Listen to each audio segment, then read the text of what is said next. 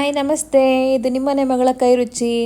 ಇವತ್ತು ನಾನು ಮೇಕೆ ಕಾಲು ಸೂಪಲ್ಲ ಚಾಪ್ಸ್ ಮಾಡ್ತಾಯಿದ್ದೀನಿ. ಸೂಪಲ್ಲ ಚಾಪ್ಸ್ ಅಂದರೆ ಫ್ರೈ, ಮೇಕೆ ಕಾಲು ಫ್ರೈ ಮಾಡ್ತಾಯಿದ್ದೀನಿ. ಇದು ದೋಸೆಗೆ, ಅನ್ನಕ್ಕೆ, ಚಪಾತಿಗೆ ತುಂಬ ಅಂದರೆ ತುಂಬ ಚೆನ್ನಾಗಿರುತ್ತೆ. ನಾನಿಲ್ಲಿ 12 ಕಾಲು ಅಷ್ಟೇ ತೊಗೊಂಡಿದ್ದೀನಿ. ಆ ಕಾಲು ಚೆನ್ನಾಗಿ ಸುಟ್ಬಿಟ್ಟು ತೊಳೆದಿರೋಂಥ ಕಾಲು. ಮತ್ತು ಅದು ಯಾಕೆ ಪೀಸ್ ಮಾಡಿಲ್ಲ, ಉದ್ದುದ್ದಕ್ಕೆ ಹಂಗೆ ಇದೆ, ತುಂಬ ಚೆನ್ನಾಗಿ ಕಾಣುತ್ತೆ. ತುಂಬ ಬಲ್ತಿಲ್ಲ, ಇದು ಎಳೆದೇ ಇದೆ. ನಾನೀಗ ಕುಕ್ಕರ್ಗೆ ಎಣ್ಣೆ ಹಾಕ್ಬಿಟ್ಟು 1-2 ಸ್ಪೂನು ಅರಿಶಿನ ಪುಡಿ ಉಪ್ಪು ಹಾಕ್ಬಿಟ್ಟು ಚೆನ್ನಾಗಿ ತಿರ್ಗಿಸ್ಕೊಡ್ತಾ ಇದ್ದೀನಿ. ಏನಕ್ಕಂದರೆ ಅದು ಉಪ್ಪಿಡಿಲಿ ಸ್ವಲ್ಪ ಅಂತೇಳಿ, ಅದು ಒಂದು ಸೈಡಿಗೆ ಅದು ಉಪ್ಪಿಡ್ಕೊಂಡು ಅಷ್ಟರಲ್ಲಿ ನಾನೊಂದು ಮಿಕ್ಸಿ ಜಾರ್ ತೊಗೊಂಡು ಏನೇನು ಬೇಕೋ ಮಸಾಲೆ ಅದೆಲ್ಲ ಹಾಕ್ಕೊತೀನಿ. ನೋಡಿ, ಒಂದು ಟೊಮೊಟೊ ಹಾಕ್ಕೊಂಡಿದ್ದೀನಿ, ಒಂದು ಈರುಳ್ಳಿ ಹಾಕ್ಕೊಂಡಿದ್ದೀನಿ, ಒಂದು ಅರ್ಧ ಇಂಚ್ ಶುಂಠಿ, ಒಂದು ಬೆಳ್ಳುಳ್ಳಿ, 4-5 ಹಸಿಮೆಣ್ಸಿನ್ಕಾಯಿ ಹಾಕ್ಕೊಂಡಿದ್ದೀನಿ. ನಿಮ್ಮ ಖಾರಕ್ಕೆ ಅನುಗುಣವಾಗಿ ನೀವು ಹಾಕ್ಕೊಳ್ಳಿ, ಅಥವಾ ಹಸಿಮೆಣ್ಸಿನ್ಕಾಯಿ ಬೇಡ ಅಂದರೂ ಸ್ಕಿಪ್ ಮಾಡ್ಬೋದು. ಚಾಪ್ಸ್ ಆಗಿರೋದ್ರಿಂದ ಹಸಿಮೆಣ್ಸಿನ್ಕಾಯಿ ಮತ್ತು ಖಾರದ ಪುಡಿ ಎರಡೂ ಹಾಕ್ತಾಯಿದ್ದೀನಿ.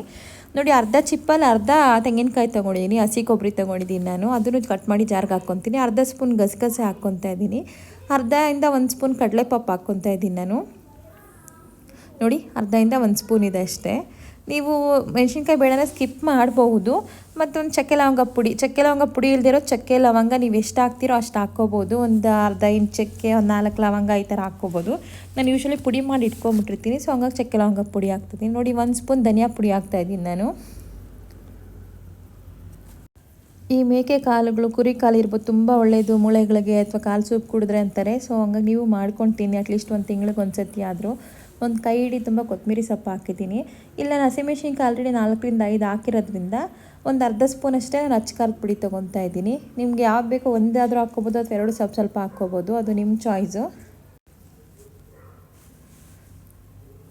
ಇದನ್ನೆಲ್ಲ ನೈಸ್ ಪೇಸ್ಟ್ ಮಾಡ್ಕೊಂಬರಬೇಕು, ನುಣ್ಣಗೆ ರುಬ್ಕೊಂಬರಬೇಕು. ನೋಡಿ, ಪುದೀನೂ ಒಂದು ಅರ್ಧ ಇಡಿ ಅಷ್ಟೇ, ಒಂದು ಸ್ವಲ್ಪ ಅರ್ಧ ಇಡಿ ಹಾಕ್ಕೊಂಡಿದ್ದೀನಿ ಅಷ್ಟೇ. ತುಂಬ ಪುದೀನ ಹಾಕ್ಕೊತಲ್ಲ, ಚಾಪ್ಸ್ ಆಗಿರೋದ್ರಿಂದ ನಾನು ಪುದೀನ ಯೂಸ್ ಮಾಡ್ತಾಯಿದ್ದೀನಿ. ಈ ಖಾರ ರುಬ್ಕೊಂಬಂದಿದ್ದಾಗಿದೆ. ಏನು ಉಪ್ಪಿಡ್ಕೊಂಡಿತ್ತಲ್ಲ ಇದು ಕಾಳುಗಳು ಕುಕ್ಕರ್ಗೆ, ಅದಕ್ಕೇ ಖಾರ ಹಾಕಿ ಸ್ವಲ್ಪ ನೀರು ಹಾಕ್ತೀನಿ, ಜಾಸ್ತಿ ನೀರು ಹಾಕಲ್ಲ, ಸ್ವಲ್ಪನೇ ಹಾಕ್ತೀನಿ. ಯಾಕಂದರೆ ನಾನು ಚಾಪ್ಸ್ ಮಾಡ್ತಾ ಇರೋದ್ರಿಂದ, ಸಾಂಬಾರಲ್ಲ ಚಾಪ್ಸ್ ಮಾಡ್ತಾ ಇರೋದ್ರಿಂದ ಸ್ವಲ್ಪ ನೀರು ಹಾಕ್ಕೊತೀನಿ. ಮಿಕ್ಸಿ ಜಾರೇ ತೊಳೆದ್ಬಿಟ್ಟು ಒಂದು ಅರ್ಧಕ್ಕೂ ಕಮ್ಮಿ ನೀರು ಹಾಕ್ಕೊತೀನಿ.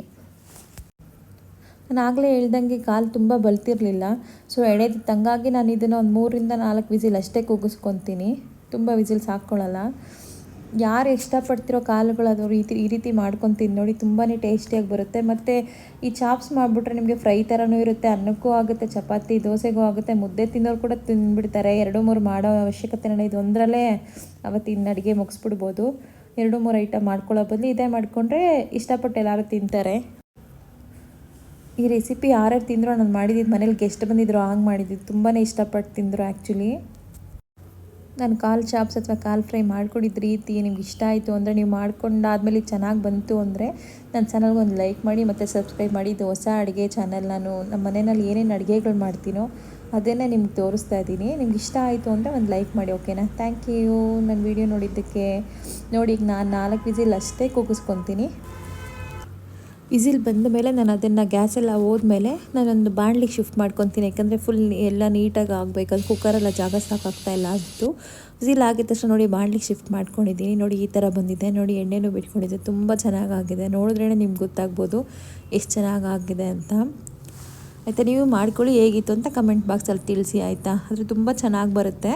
ಇದೇ ರೀತಿಯಲ್ಲಿ ನೀವು ಮನೇಲಿ ಮಾಡ್ಕೊಳ್ಳಿ, ಓಕೆನಾ? ಥ್ಯಾಂಕ್ ಯು ನನ್ನ ವೀಡಿಯೋ ನೋಡಿದ್ದಕ್ಕೆ. ಲೈಕ್ ಕೊಡೋದು ಮಾತ್ರ ಮರಿಬೇಡಿ, ಓಕೆನಾ? ಬಾಯ್ ಬಾಯ್, ಲವ್ ಯು. ನೆಕ್ಸ್ಟ್ ವೀಡಿಯೋನಲ್ಲಿ ಸಿಗ್ತೀನಿ.